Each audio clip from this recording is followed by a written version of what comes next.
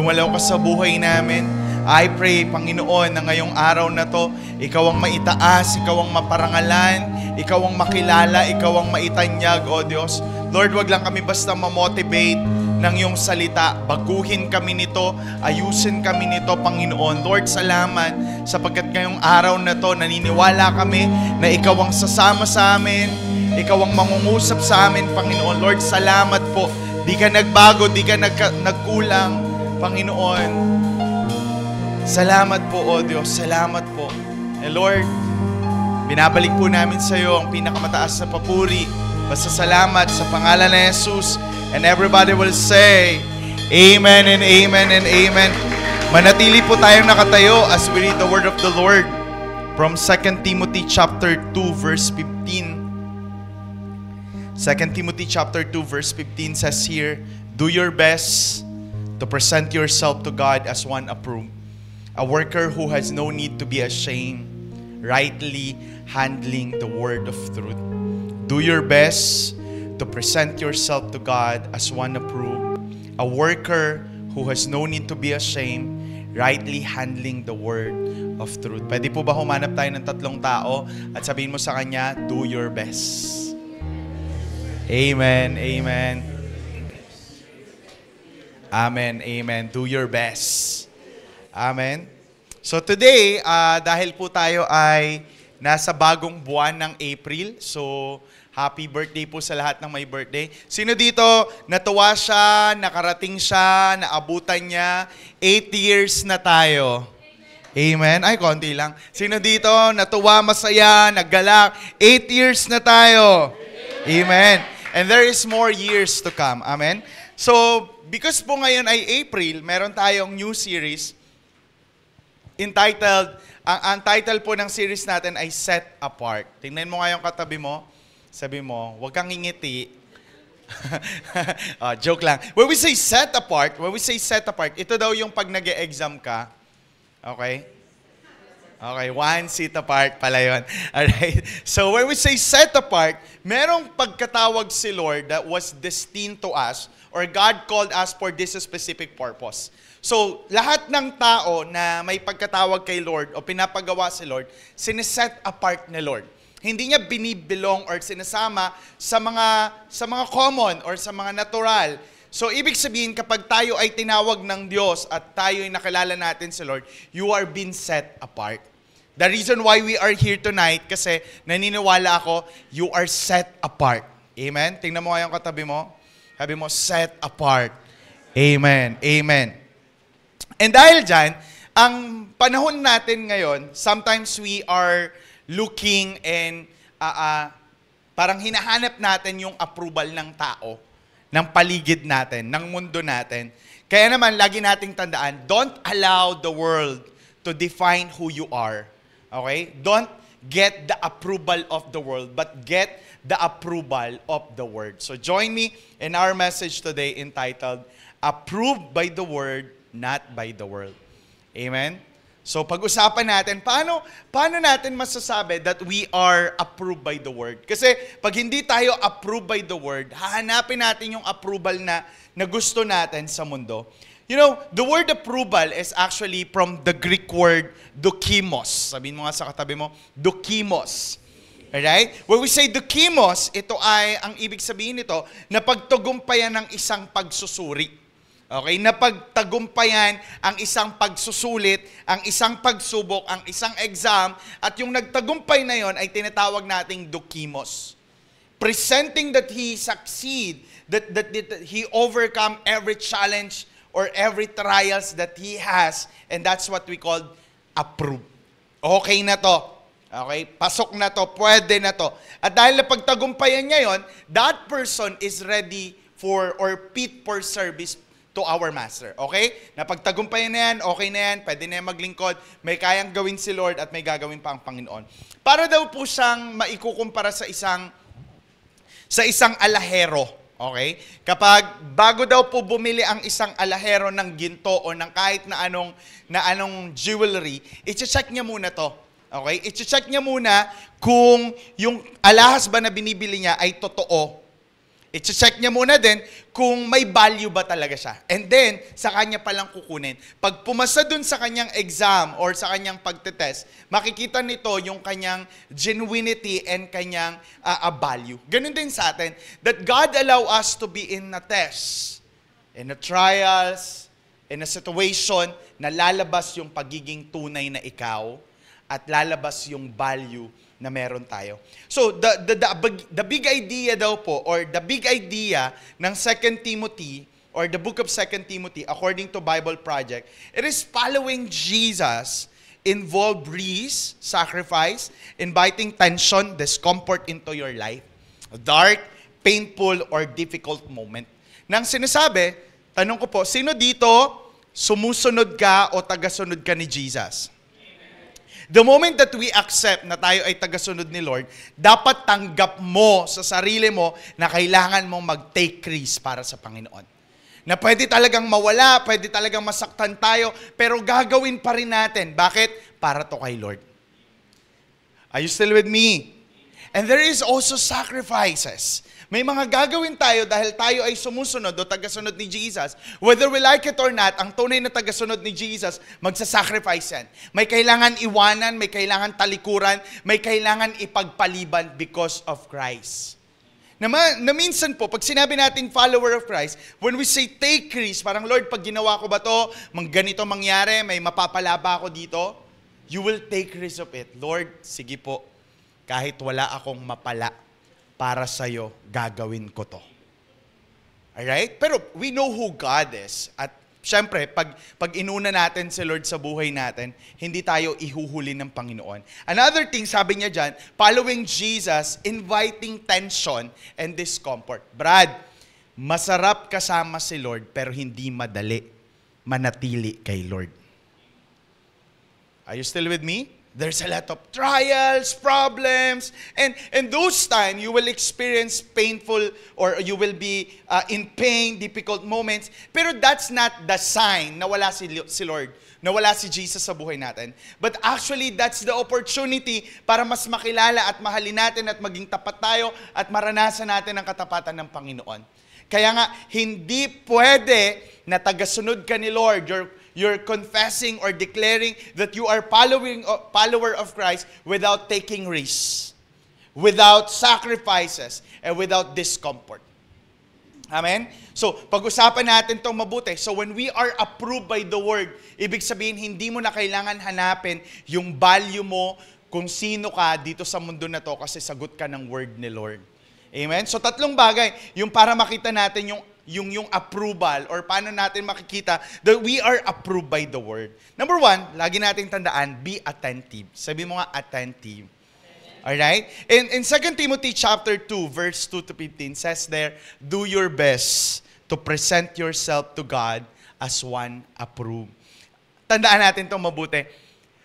Ang taong sumusunod kay Lord, ang taong nagmamahal kay Lord, ang sinasabi niyang, pag sinasabi mong tagasunod ka ni Lord, pag sinasabi mong mahal mo si Lord, tapos wala kang oras magbasa at mag-aral ng salita ng Diyos, nagpapanggap ka. Are you still here? Are you still here? Ulitin ko to. I-detail natin. Ang Kristiyanong walang oras sa pagbabasa at pag-aaral ng salita ng Diyos ay isang pagpapanggap. So kung di tayo nagbabasa ng Biblia, nag-aaral ng salita ng Diyos, kapatid, check natin mabuti, kilala ba natin si Lord? O nagpapanggap lang tayo? So the word is, do your best. Sabihin mo nga sa katabi mo, do your best. Sa ibang version, ang ginamit nila, bend your every effort or work hard. And the word do your best came from the Greek word espodaso. Alright? Espodaso means it's imply a making effort or striving toward a goal with urgency and commitment. Nang sinasabi ni Paul kay Timothy, kailangan gawin mo yung pinaka-the best mo. Huwag ka lang basta may magawa. Huwag mo lang basta magawa, huwag mo lang basta masabi, pero pag ginawa mo at gagawin mo at sasabihin mo, listen to me, sabi ni Paul, do your best. Amen? So in reading and studying the Word of God, not just to read the Word of God, not just to study the Word of God, but do your best. Do your best. Do our best. And it is actually command. Utos ito na sinasabi ni Paul kay Timothy na hindi pwedeng madelay at hindi pwedeng ipagmamaya-maya. Kasi sabi ni Paul kay Timothy, do your best to what? To study and to read the Word of the Lord. Do your best. Gawin mo yung pinaka-the best. Itodo mo. Ibigay mo yung pinaka-maayos. Huwag mong basta ibara-bara or ibasta-basta. Ibigay mo yung pinaka-maayos. Total, mag-aaral ka na lang rin naman, magbabasa ka na lang rin naman ng salita ng Panginoon. Ayusin mo na. Do your best. Amen? And that's the word, be attentive. When we say attentive, it's paying close attention or be mindful. Lagi nating tandaan, ang taong kilala si Lord, normal sa kanya, nagbabasa at nag-aaral ng salita ng Panginoon. Tingnan mo ngayon katabi mo, kilala niya ba si Lord? Amen. Dahil kapag kilala natin si Lord, if we declare and we say that we love God, we are follower of Christ, hindi ka na pinipilit magbasa ng Biblia. Kasi kapag pinipilit ka pa, baka di mo pa kilala si Lord. Especially 8 years na tayo, di ba? Siguro pag first year mo pa lang dito sa church, baka pwede pa na ini-encourage ka. Oy, sabi nung iba, uy, 1 taon pa lang ako dito. Di ba? Siguro pag mga first year ka pa lang dito sa church, pwede pa yun. Yung W group leader mo o yung word leader mo, ang sinasabi sa'yo, uy, basa ka ng Bible ha, basa kang ganito. Tapos ikaw naman, wala po kasi yung oras eh, wala po kasi yung ganito eh. So busy in work, busy in that, busy in that. Tapos ang lakas mo mag-Facebook, no? Pero wala kang oras magbasa ng Biblia. Ang sinasabi sa atin, be mindful to that. Importante na nagbabasa tayo ng Biblia. Importante na inaaral natin ng Biblia. Bakit? Because kapag hindi natin naintindihan ang salita ng Panginoon, paano natin maiintindihan si Lord? Pag di tayo magiging aware sa salita ng Panginoon, hindi tayo magiging aware at di natin makikilala ng lubusan ng Panginoon. Ang sabi ng 1 Timothy chapter 4, verse 13 to 15, says there, until I get there, focus on reading the scripture to the church, encouraging the believers and teaching them, give your complete attention to these matters. Throw yourself into your task so that everyone will see your progress. Lagi ko itong sinasabi, minsan, ang hirap makita yung progress ng isang taong kinikilala si Lord kasi kulang sa pagbabasa at pag-aaral ng salita ng Diyos. Na kahit anong gawin natin, listen, kahit pumunta ka dito every Sunday, kahit makinig ka lagi, kung yung pinapakinggan mo naman, hindi mo ina-apply, it is useless. Hello? Hello? That sometimes it's easy for us to raise our hands and say, Lord, I worship you. Tapos paglabas natin ng church, nakalimutan na natin ulit si Lord. Dapat hindi ka lang Christian sa loob ng church. Dapat pati sa labas, Christian ka pa rin. Christian yung pangalan mo. Diba? Sinasabi sa atin, hindi lang dito sa loob. Dapat kailangan attentive tayo doon. Be mindful to that. Pay attention to that. Hindi pwedeng lumipas ang isang araw. Hindi pwedeng lumipas ang araw na hindi tayo nagbasa at nag-aral ng salita ng Diyos. Do your best. Alam ni Paul na sometimes, siguro, alam niyo talaga, baka busy din si Paul, si Timothy.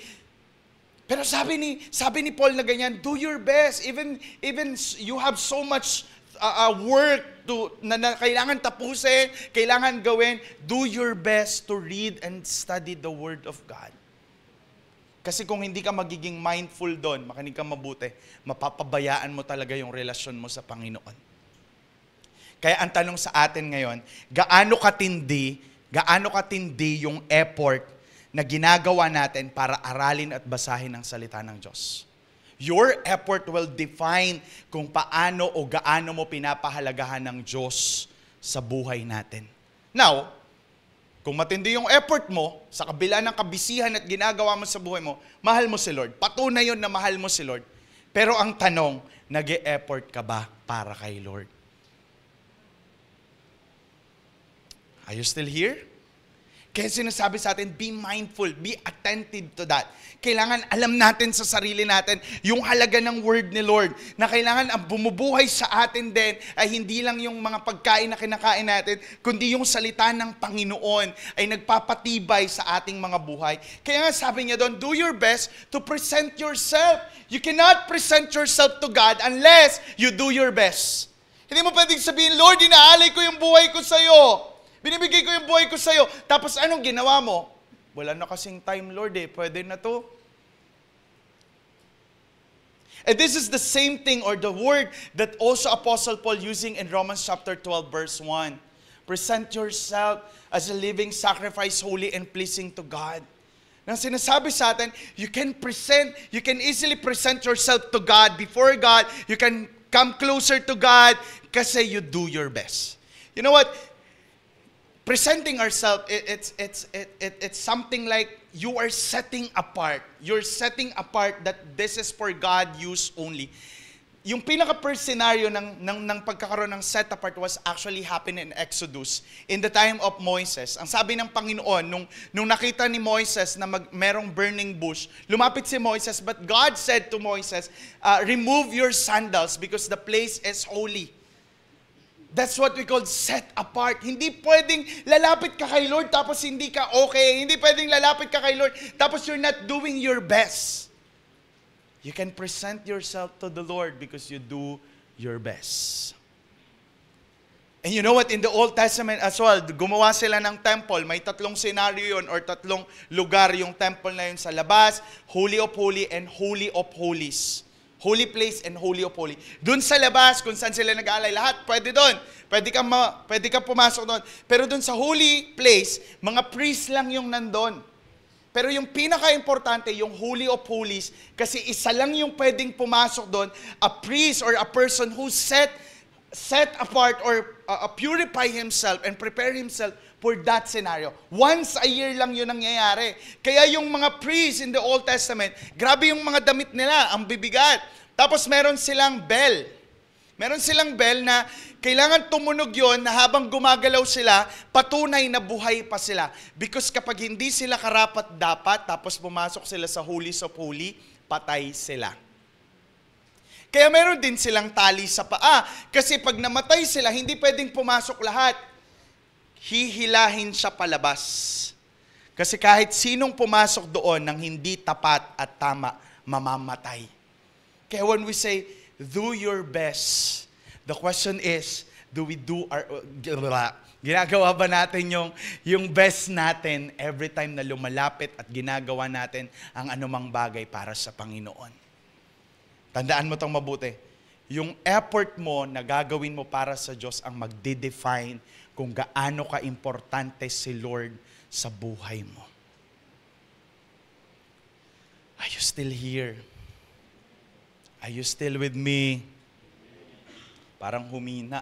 Parang dito lang nagsasalita. Parang, are you still here?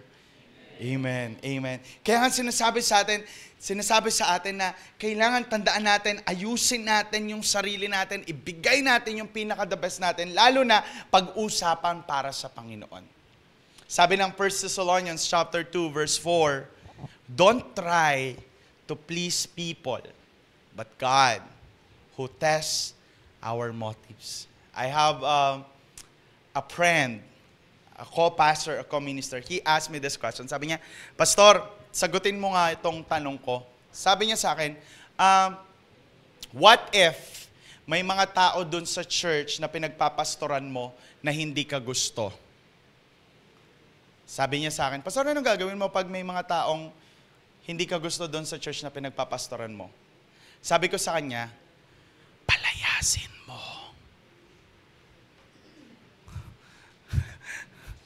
Hindi, sabi, joke lang. Joke lang. Sabi ng pastor, totoo? Di joke lang. Hindi, what I'm saying is, lagi nating tandaan, sabi ko sa kanya ganito, hindi ka nagpastor para sa kanila. So kung hindi ka nila gusto, hindi sila ang dahilan ng pagpapastor mo.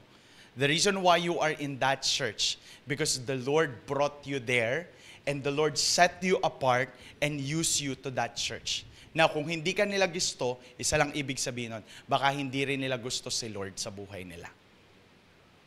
Tapikin mo yung katabi mo. Gusto mo ba yung pastor natin? Are you still with me? Are you still here? Tandaan natin ito mabuti. In every aspect ng buhay, we cannot please anybody. Everybody. Hindi lahat ng tao ay malulugod sa atin. Amen? Hindi lahat ng tao malulugod sa atin. Pero, huwag mong intindihin kung malulugod sila sa'yo. Ang intindihin mo, malulugod ba si Lord sa'yo? Amen? Kaya lagi natin tandaan, the Lord is the one who will test our motives. Bakit mo ba ito ginagawa?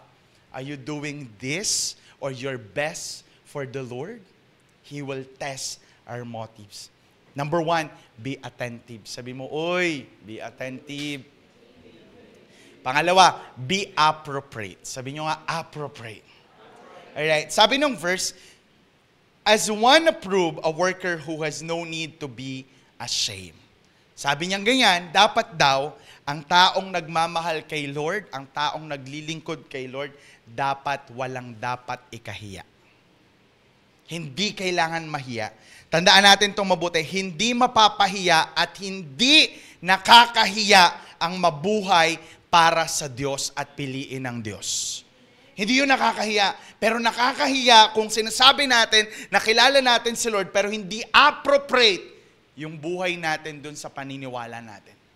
Amen? Paano natin gagawin appropriate? Pastor, anong ibig sabihin natin dun sa appropriate? Dapat appropriate yung buhay natin, kapatid. Yung pananampalataya na meron tayo dapat halata sa lahat ng ating ginagawa at sa bawat aspeto ng buhay natin. You cannot say that you love God pero di nakikita sa buhay natin. Hello? Hello? Kaya ang laging sinasabi sa atin, dapat nakikita sa atin ang pananampalataya na meron tayo. Tingnan mo ngayong katabi mo. Sabi mo, wow. Amen? Parang di ka natawanan ni wow mo siya. Amen? Sabi ng 2 Timothy chapter 2 verse 14, 16 to 18. Sabi Apostle Paul said, remind everyone about these things and command them in God's presence to stop fighting over words. Such arguments are useless. And they can ruin those who hear them. Avoid worthless, foolish talk that only leads to more godless behavior. This kind of talk spread like cancer, as in the case of Hymenaeus and Philetus. They have left the path of truth, claiming that the resurrection of the dead has already occurred. In this way, they have turned some people away from faith. Tandaan natin, hindi tayo nagpapalalim sa pananampalataya. Hindi natin binabasa at inaaral ang salita ng Diyos para makipag-away. Are you still here? Hindi natin kailangan makipagdebate sa kanila. Isa lang yung natutunan ko, ang katotohanan hindi pinipilit. Pero dapat pinaninindigan at nahahalata sa buhay. Are you still here? Ano ngayon kung magaling ka sa Bible? Ano ngayon kung magaling ka dito? Pero baka pangit naman ang ugali mo. Are you still with me? Ano ngayon? Ano ngayon kung nag-church ka? Pero ang tanong, appropriate ba yung buhay na meron tayo? Kaya nga sabi ni Apostle Paul kay Timothy, sabi niya, don't stop fighting about the words. Pwedeng malalim ka, pwedeng marami kang alam, pero di mo kailangan makipag-away. Such arguments are useless. And it causes to ruin those who hear them. Kapatid, kapag pinag-aawayan tungkol sa pananampalataya, baka yung mga nakikinig, hindi mas lalong makilala si Lord.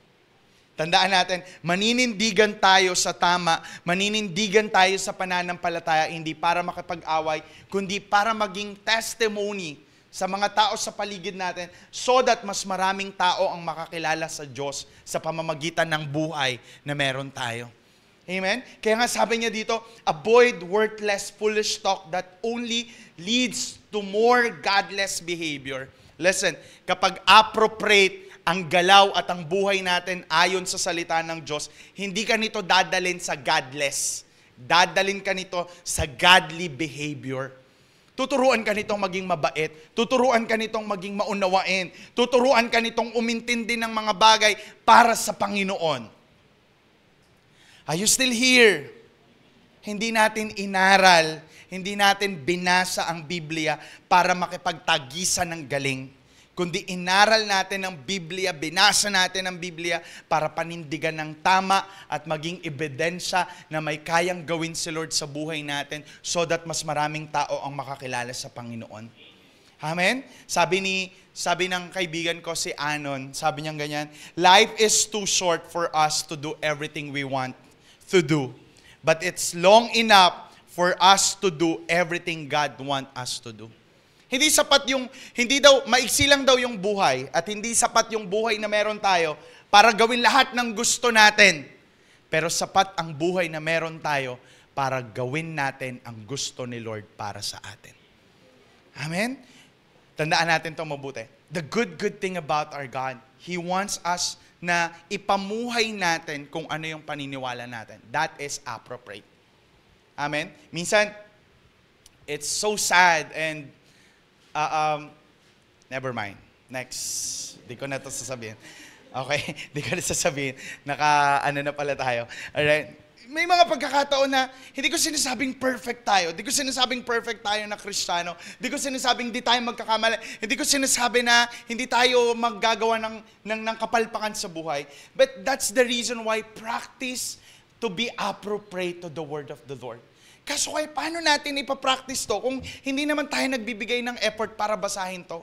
Na every time we read, every time that we study the Word of the Lord, every time we listen to the Word of God, dapat makita sa buhay nating lahat. Amen! Hindi pwedeng nakikinig ka lang, hindi pwedeng pumupunta ka lang sa church, tapos hindi mo naman ina-apply yung naririnig at natututunan mo. Dahil ang totoong natututo, nakikita sa buhay yung kanyang pinapakinggan. Hindi ko sinabi na, pag nakinig tayo ngayon, pag uwi natin, para na tayong mga banal maglakad. I'm not saying that way. But what I'm saying is, maging appropriate yung buhay natin.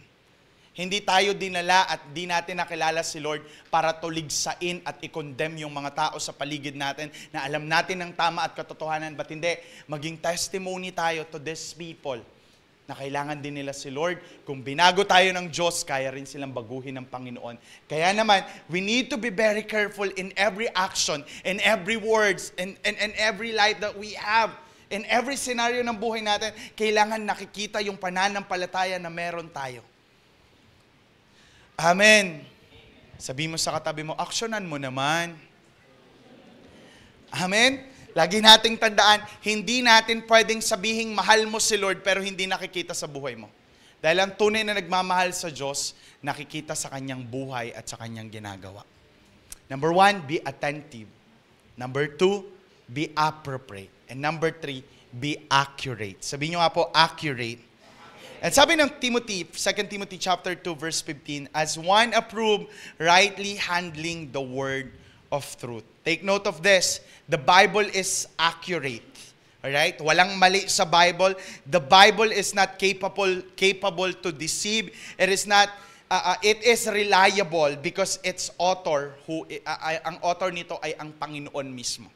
So, hindi magkakamali ang Bible. So, every time we read the Word of the Lord, it's accurate. Ngayon, kapag nag-conflict yung binabasa mo, hindi si Lord yung nagko-conflict. Ikaw yung nagko-conflict. Okay? So, ang challenge sa ating lahat, total, nag-e-effort na rin naman tayo magbasa ng Biblia. Total, nag-e-effort na rin naman nating aralin ng Biblia. Nag-e-effort na rin naman tayong ipamuhay at gawin sa buhay natin kung anong pananampalataya na meron tayo. Dapat tandaan natin itong mabuti. Let's go deeper to be accurate in every words na inaaral natin at iniintindi natin. Kapatid, hindi pwedeng huminto sa pag-aaral ng Biblia dahil the moment you stop, you will start dying. Parang ganito lang yan eh. Pag tumigil ka sa pagiging mabuti, magsisimula ka ng maging masama. Kaya dahil nandito tayo, dahil kinikilala natin sa Lord, hindi tayo pwedeng huminto. Dapat maunawaan natin, magpakalalim tayo lalo. Huwag tayong maging sapat sa kung ano lang yung alam natin. And that's, I think, what happened to Hymenaeus and Philetus. They know the Word of God. They study the Word of God. Kaya lang, while they're reading, meron silang paniniwala na naging mali. They said that the resurrection is already occurred. Na nangyari na daw, may mga binuhay na daw si Lord. Pero hindi pa yun yung sinasabi ng Biblia. At ang sabi ni Paul kay Timothy, correct these people, but gently. At huwag mo silang tutularan. Are you still here?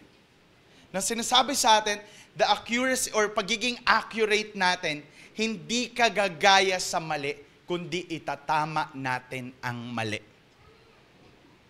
Are you still with me? Are you still with me? Ang pagiging accurate ng word ni Lord ay magpo-flow over us. It will naturally flow over us na pag sinabing ito ang tama, ito ang paninindigan, mangongorek, pero hindi magkukondem.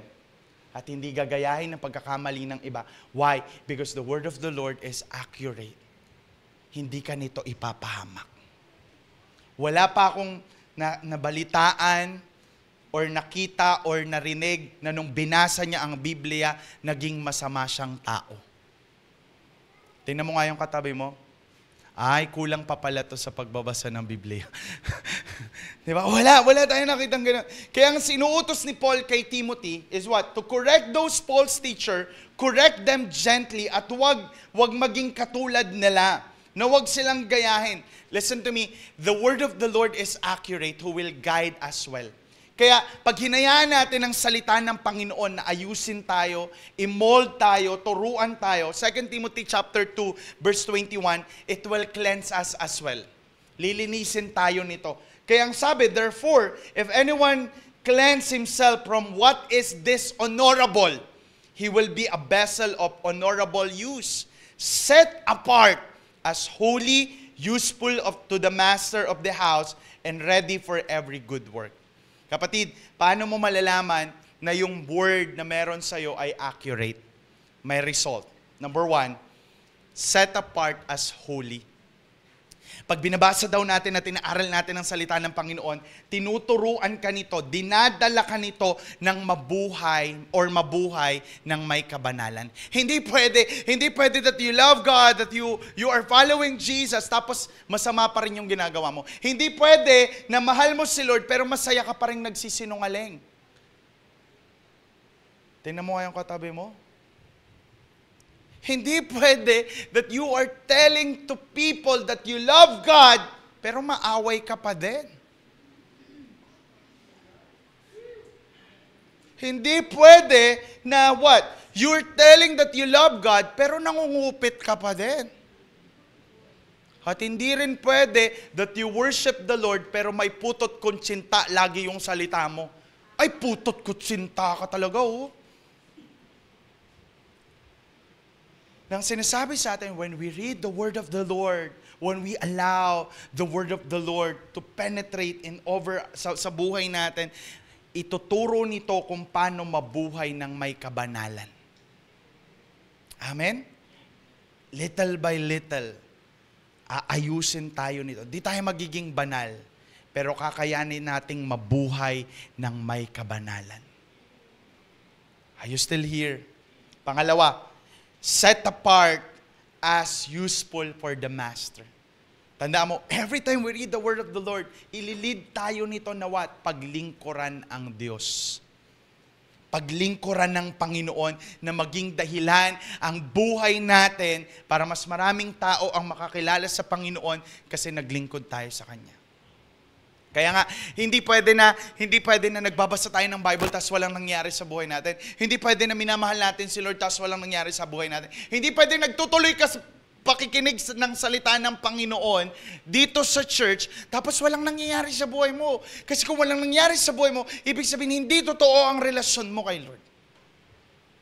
It will always lead us to serve the Lord no matter what. Kahit masakit, kahit mahirap, maglilingkod tayo sa Panginoon because after all, ito ang dahilan ng Panginoon kung bakit niya tayo tinawag, paglingkuran siya.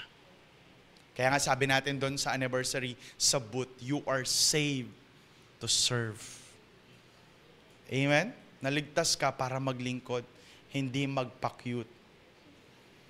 Amen? Pangatlo, sabi niya doon, you are set apart as ready for every good works. Ganda nito, Brad. Ang sinasabi sa atin, pag daw tayo nagbabasa ng Biblia, nagpe-penetrate yung salita ng Diyos sa buhay natin, binabago tayo nito, nagiging mabuting tao tayo at kaya nating gumawa ng mabuti. Tingnan mo nga yung katabi mo. Ay, konting basa pa ha. Joke lang. Na sinasabi sa atin, natural na sa'yo gumawa ng mabuti. Na natural na sa atin na piliin natin ang paggawa ng mabuti. Why? Because we read the word of the Lord. Hindi pwedeng napunta tayo ng church tapos ang sama natin. Are you still here? Are you still here? Sabi mo sa katabi mo, nandito ka pa ba? Ang sinasabi sa atin, this is what we call be accurate. Amen? Huwag na nating gayahin yung iba. Huwag na nating ikumpara yung sarili natin sa iba. Kasi hindi naman sila ang dahilan kung bakit nandito tayo. Are you still here? Let me just end with this. Hindi ko sinasabing lahat tayo perfect. Hindi ko sinasabing lahat tayo nasa 100% na ginagawa na to. We need to be honest. Hindi tayo laging consistent. But this is the challenge for us. Hindi pa naman huli ang lahat. Amen? Kung hindi pa natin to nagawa ng maayos, pwede ba natin tong gawin ng maayos? Maigsi lang ang buhay, pero sasapat ang buhay na meron tayo para itama at paglingkuran natin ang Diyos ng todo. Gawin natin siyang lifestyle. Listen, pag totoo yung relasyon mo kay Lord, hindi ka na pinipilit mag-church. Ulitin ko yun ha. Maliban na lang kapag hindi ka pa nag-life retreat, o yan, pipilitin ka pa, sige, church tayo. Pero pag nag-life retreat ka na, tumagal ka na sa church, ibig sabihin, clear na dapat sa iyo yung relation mo sa Panginoon. Hindi ka na pinipilit mag-church. Hindi ka na pinipilit mag-W group. Hindi ka na pinipilit magbasa ng Bible. It's natural for you to do that because you love the Lord.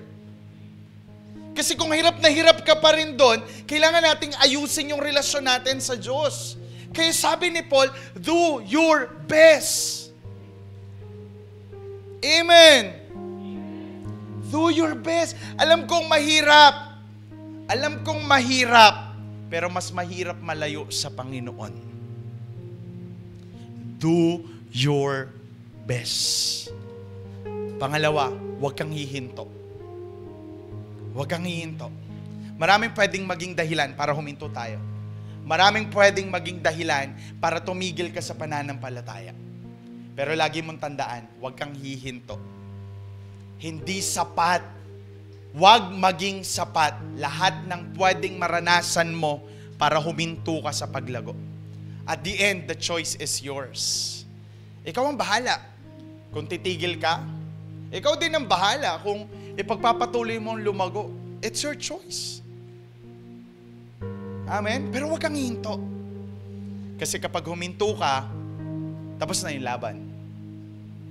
Pwedeng mahirap, pwedeng masakit, pwedeng hindi natin kayanin, pero huwag kang hihinto.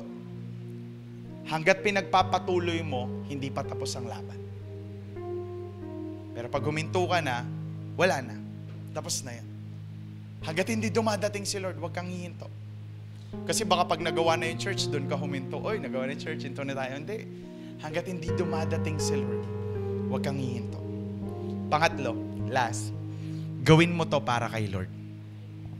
Huwag para kay pastor. Huwag para kay leader. Huwag para sa church. This church is avenue na ginagamit ng Panginoon para lumago yung pananampalataya natin. This church is an avenue na ginagamit ng Diyos para maging mabuti at maka-Diyos tayong tao. This church ay ginagamit para iayos tayo. Pero hindi ito ang magliligtas sa atin.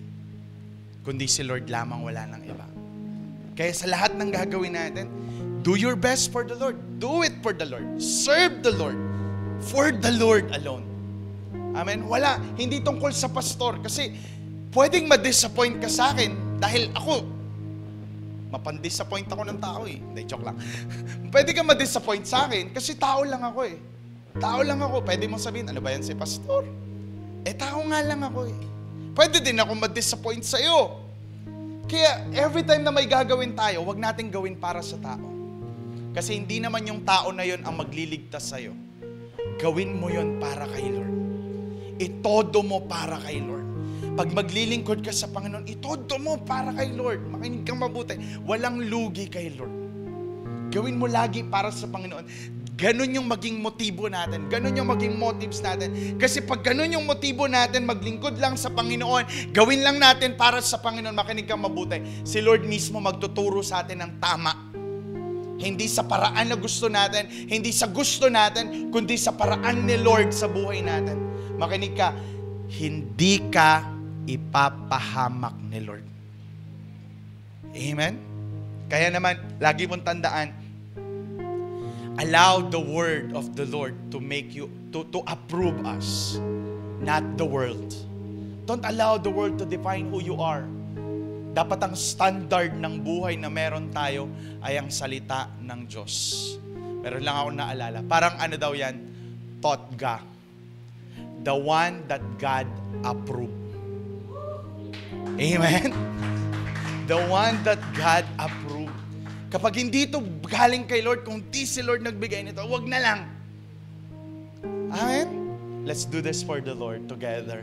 Can we just close our eyes right now? Hallelujah. Thank you, Jesus. Thank you, Jesus. Can you just thank the Lord? Can you just meditate on the word of the Lord tonight? Pwede ba mag-response ka doon? I-meditate mo to. Baka may mga pagkakataon sa buhay natin na hindi natin ginawa yung best. But listen to me, the Lord our God is a gracious God. Pwede mo pa ding gawin ngayon. Pwede mo pa rin ituloy ngayon. So I'll give you time to talk to the Lord. I will give you time to evaluate yourself.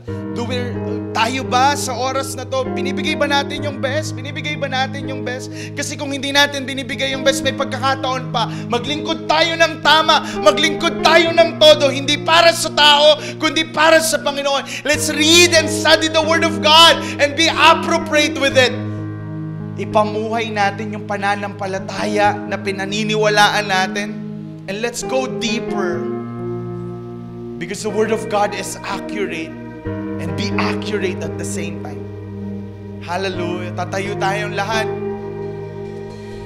Come on, you talk to the Lord. Talk to Jesus. Respond to the message of God. Commit yourself to the Lord. Give it to Jesus. Kung hindi mo pa ito nagagawa, this is the right time to give everything to God. Magsimula ka, simulan mo to, ayusin mo to, because the Lord is so good. The Lord is so good. Hindi pwedeng wala ang kanyang salita sa buhay natin. Come on, church. Hallelujah, hallelujah, hallelujah. Do it for the Lord. Do it for the Lord. Thank you, Jesus. Thank you, Jesus. Thank you, Jesus. In the name of Jesus, I pray, calling on the power of heaven. I proclaim every weapon formed against me must break in the mighty name of Jesus. Can we just raise our hands to the Lord right now? Hallelujah. And say it to God. In the name of Jesus, I know all the power, fear, and doubt. Hallelujah. Hallelujah. Must go. Thank you, Lord. Thank 'Cause you, every Lord. kid's Allow the Spirit of God, allow the Spirit of the Lord to embrace you, to motivate you, to give you courage. That we need to do our best. Do your best for the sake of God. Mighty name of Jesus. Oh! Hallelujah! Hallelujah! I proclaim every weapon formed against me must break in the mighty name of Jesus. In the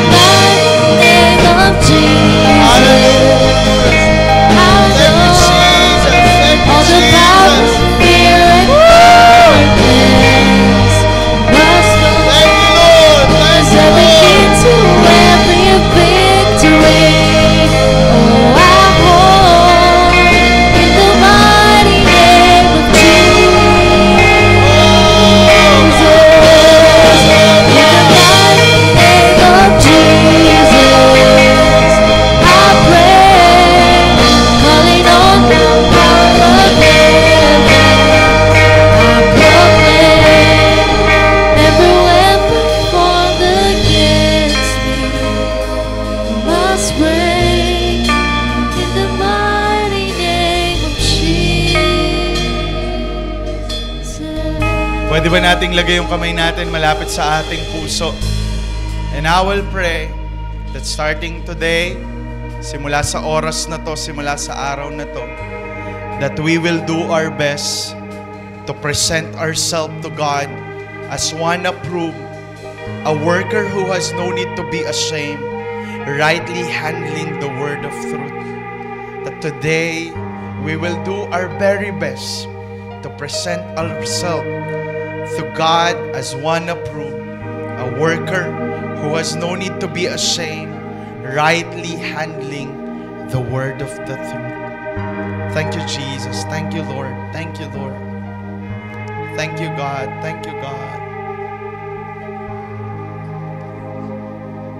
Salamat po, Panginoon. Salamat po sa araw na to. Salamat po sa pag-ibig mo. Salamat po sa pagmamahal mo, Panginoon. Ibalik niyo po kami lagi sa purpose, sa dahilan, sa pagkatawag mo sa amin, that we are set apart not just to enjoy the world, but to set apart from the world. Lord, salamat. Salamat sa pag-ibig mo. Salamat sa pagmamahal mo. That in those times that we experience hardship, trials, and persecution, mas makita namin yung faithfulness mo, yung love mo na mag-overflow sa buhay naming lahat, Panginoon. That it's because of you, that's why we are here. It's because of you, Lord. That's why we keep coming back. We keep continuing, Lord God. Nagpapatuloy, going forward. Kasi it's because of you, Panginoon. Lord, salamat po. Salamat sa pagmamahal mo. Salamat sa pag-ibig mo, Panginoon. Salamat po, O Diyos. Hallelujah, hallelujah, hallelujah. Come on, can we just thank the Lord? Can we just thank the Lord? Pasalamatan mo ang Panginoon. Thank you, God. Thank you, God. Thank you, God. Thank you, God. Thank you, Jesus. Thank you, Jesus. Thank you, Lord. Salamat po, Panginoon. Salamat po sa oras na to. Salamat po sa pag-ibig mo. Salamat po sa pagmamahal mo. Manguna ka, maitaas ka, mapapurihan ka, ikaw lamang. Wala na pong iba, O Diyos. Lord, sa iyo pong lahat ng papuri, ng pasasalamat, sa pangalan ni Jesus, and everybody will say, Amen and Amen and Amen. Bago ka umupo, 3 tao, abutin mo, sabihin mo, let's do our best.